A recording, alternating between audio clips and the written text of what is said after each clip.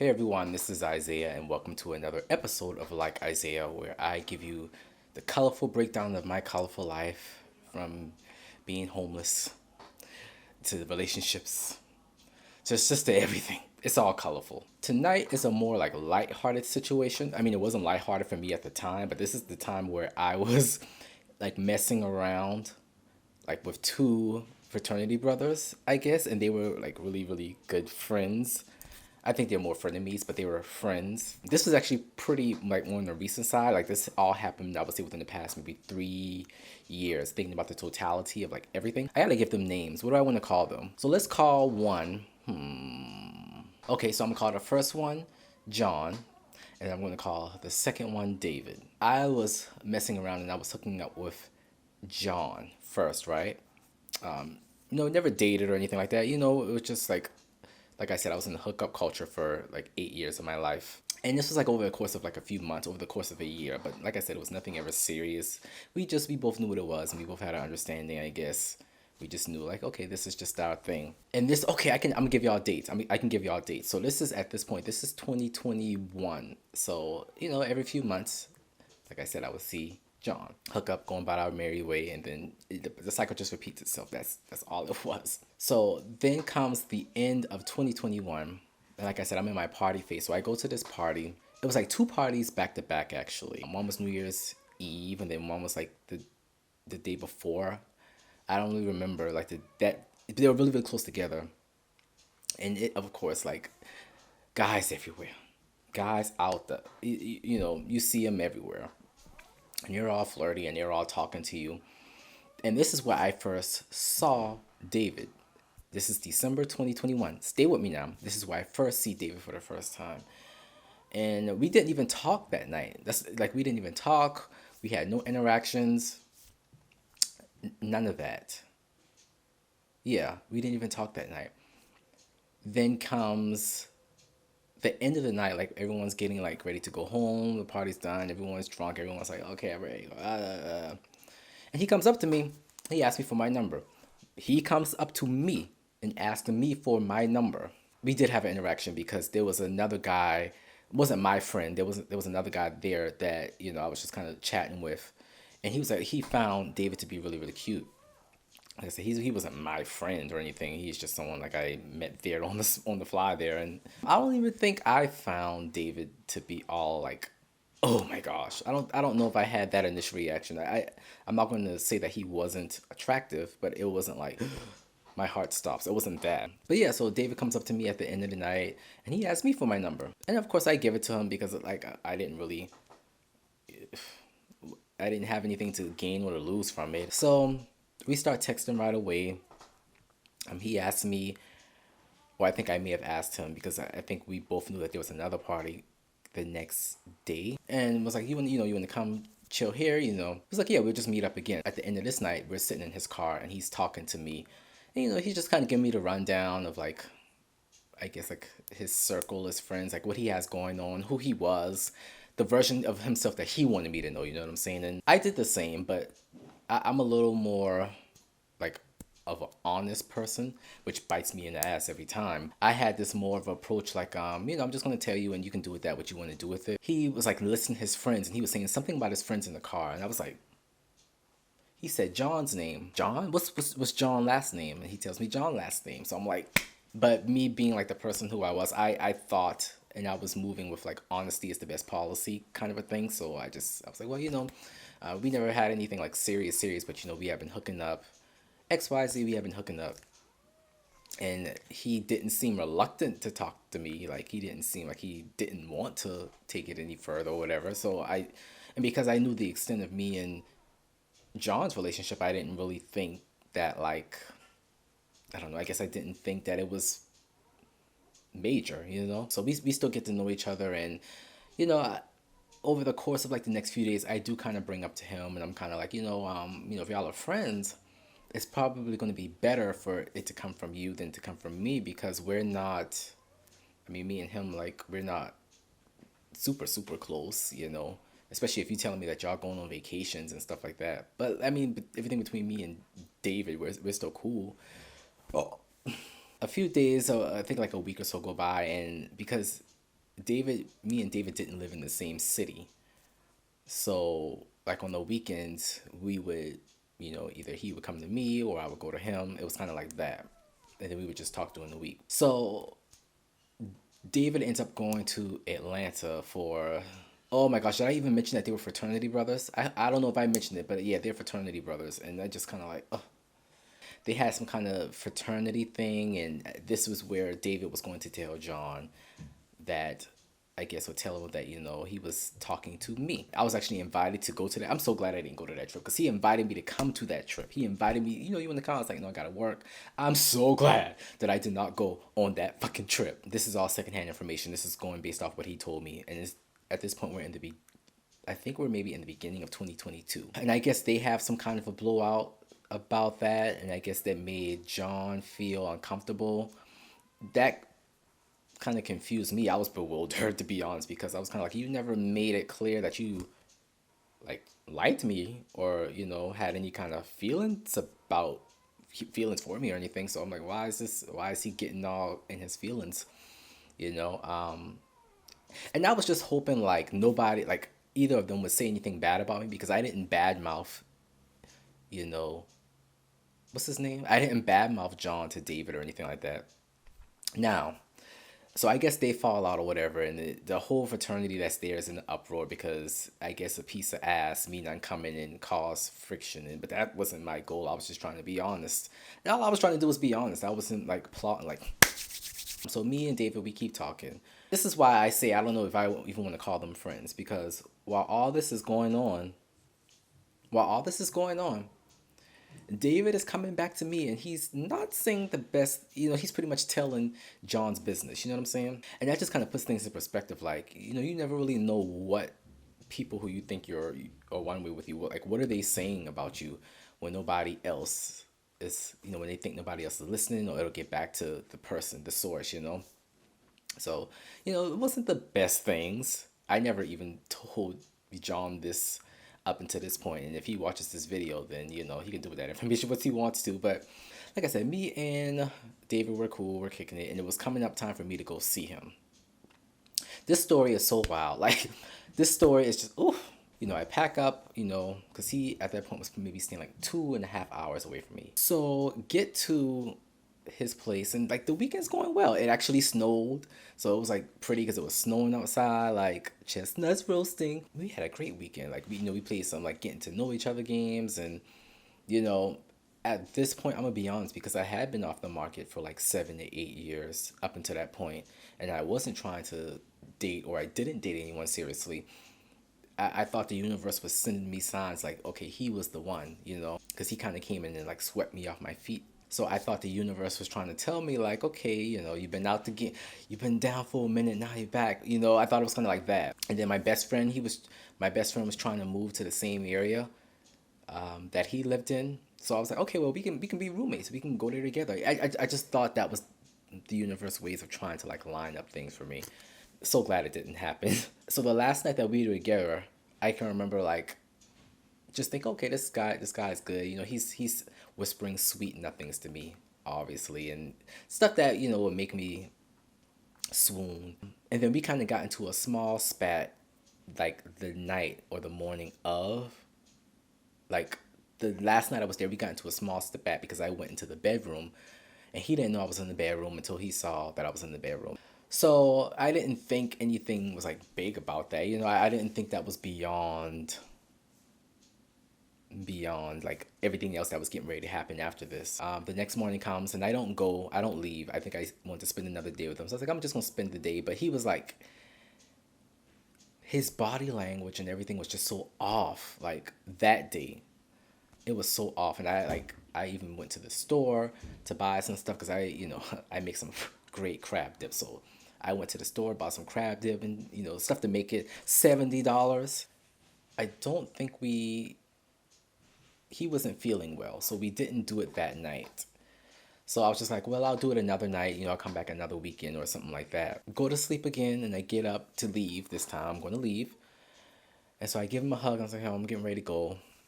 And like I said, his body language and everything was just so off. it was just so off. Considering like we went bowling, we went to the movies. Like I didn't say that, but we did all of these things that I thought it was a great weekend. Nothing out of the ordinary. My body language was all off, and I can still see I can still see it in my head, like very close and cold. Like I said, I didn't think anything of it at the time. Come back, I didn't hear anything from him. Now, mind you, I'm driving 2.5 hours away. I would think the courteous thing to do is to maybe reach out. Hey, did you make it back okay? But nothing. Nothing. Didn't even check to make sure I made it back. So I think the next day went by and I texted him. And so that's when he hit me with the like, even knowing that before I left, he felt this way. Knowing that before I left, he felt this way. Because remember, I said his body language had changed and he was much more closed off. So he hit me with the, he don't want to go further thing. Like, it's not you, it's not me. And bull, just complete bull. Complete bull. And he even hit me with the, I just think we're on two different paths in life. He hit me with that because he was, people in their fucking titles, but he was in education and he was like, whatever he is, he's a big deal in the education world, I guess. So that kind of stung. That kind of stung because you kind of knew who I was prior to even like stringing me along, even that far, you know. So yeah, I'm hurt. Yeah, I'm hurt because for one, I didn't come out of my shell. You know what I'm saying?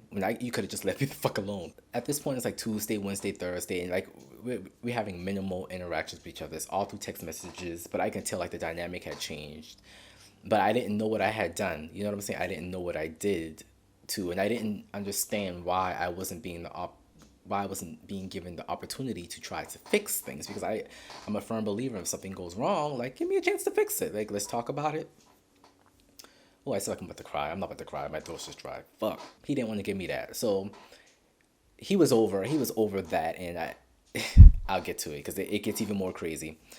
So, another shindig house party is getting ready to come up that weekend, and I'm down. And so I know if I go here, like God's gonna be in my face. They're gonna make me feel better. They're gonna make me, they're gonna stroke my ego a little bit. So I'm like, okay, well I'm gonna go. I go there, and I had made a friend there. I had made an acquaintance there, and we were close and cool for a little bit. And so when I saw him there, I was kind of giving him the rundown of what had been going on. So he knew like the guys and stuff like that because even though it was like a party in a house full of guys, it was like a small like everyone kind of knows everybody or everyone kind of knows somebody kind of a thing. So I told him, and then boom, the door opened. It's fucking John. It's John, and I hadn't even seen John like while all this is happening. I hadn't seen him since the last time I saw him months prior to, which was probably the last time we hooked up. He walked through the door, and I'm just kind of like, oh my god, I don't need this shit. I really don't need this. I don't feel like this right now. He walks through the door, and I look at my acquaintance, and I'm like, it's showtime. It's about to go down. I was thinking also like, well, he's not his friend is not talking to me, so I just kind of was like, it wasn't really ever that deep for us, so I don't really have any qualms with you. So I did go up to talk to him, because I didn't have anything to lose at that point. And he was being standoffish to me to kind of like he said I caused the drug problems. I'm like, how did I come in and cause all these problems when I was the only one being honest? I was the only one being honest to that entire ordeal, and I'm the one coming in causing problems. I was painted as the villain as I was coming in and trying to like do something that it totally wasn't. At the end of it, he's like, yeah, and David, he's getting ready. He'll be here. He's getting ready to walk in the door, and I'm saying, David's here, and he's like, yeah, he's outside. And then as soon as I said it, boom, David come walking in, and I'm like, oh, I felt like I was in the twilight, and I felt like those like three-way call attacks when you're in middle school and people call you on the phone on three-way and they like call to like you know what I'm saying, like hit you with it. I feel like I was being like ganged up on, like not rightfully so. I just felt like it was all so undeserved. And my thing was like, yeah, at the beginning of the week, y'all just wasn't fucking with each other, so y'all made up, and then y'all are back at the party within this short amount of time. And I'm just kind of like, in my mind, I'm playing it all back, and I'm like, if he felt that he didn't want to do that and he missed his friend, he could have just said that. So I even went up to Dave and I was like, if you didn't want to be with me, that's all you had to say. And guess what he said? Oh, that's not it. That was the pudding is in the proof. At this point, I'm fuming, and like I said, I had another friend there, and I was just kind of, I'm fuming, like I'm about to be in all these guys' faces because this is just unacceptable to be treated that way. You know what I'm saying? Like just like I knew people could be ugly, but I didn't know people could be ugly. You know what I'm saying? And I just thought that was just so ugly and careless, like emotionally irresponsible. At the end of the night, at the end of the party, I was there. The crowd I kind of fizzled out, but John was still there. He did like one of these, like, come talk to me. So my dumbass, I go and I talk to John. And we kind of talk it out and we made amends and we were in an okay place. That's all I'm gonna say about that. While this is going on, I'm still trying to get in contact with David because like at the time I was just hurt.